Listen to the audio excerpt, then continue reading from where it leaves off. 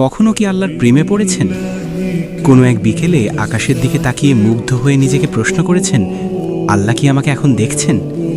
কোনো এক গভীর রাতে সবার ঘুমিয়ে থাকার মুহূর্তে হঠাৎ ঘুম ভেঙে গিয়ে সেজদায় মুখ রেখে ডেকে উঠেছেন, আল্লাহ আপনি আছেন তো? কখনো কি কান্না ভেজা কণ্ঠে বলেছেন, আল্লাহ দয়া করে আমাকে ছেড়ে দেবেন না, পৃথিবীর সবাই ছেড়ে দিলেও আপনি যেন না ছাড়েন।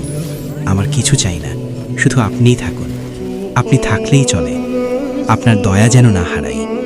আপনি ছাড়া আমার আর কেউ নেই, আর কাউকে দরকারও নেই। যদি কখনো এসব মুহূর্ত আপনার জীবনে আসে আর সেসব কথায় একটুও ব্যাকুলতা থাকে, তবে আপনি পৃথিবীর সবচেয়ে ভাগ্যবান মানুষদের একজন। কারণ মোনাজাত মানেই শুধু চাইতে হবে এমন নয়, কখনো কখনো আল্লাহকে শুধু ভালোবেসে ডাকতে হয়। কোনো চাওয়া নেই, অভিযোগ নেই, শুধু প্রেম আছে। মন খুলে বলা, আল্লাহ আমি আপনাকে ভালোবাসি। এই ভালোবাসা যখন কারোর মধ্যে আসে, তখন দুনিয়ার কষ্টও মিষ্টি হয়ে যায়। সে তখন বুঝে যায় যে হৃদয়ে আল্লাহর ভালোবাসায় ভরে গেছে, সেই হৃদয়ে আর কিছুই চাওয়ার থাকে না।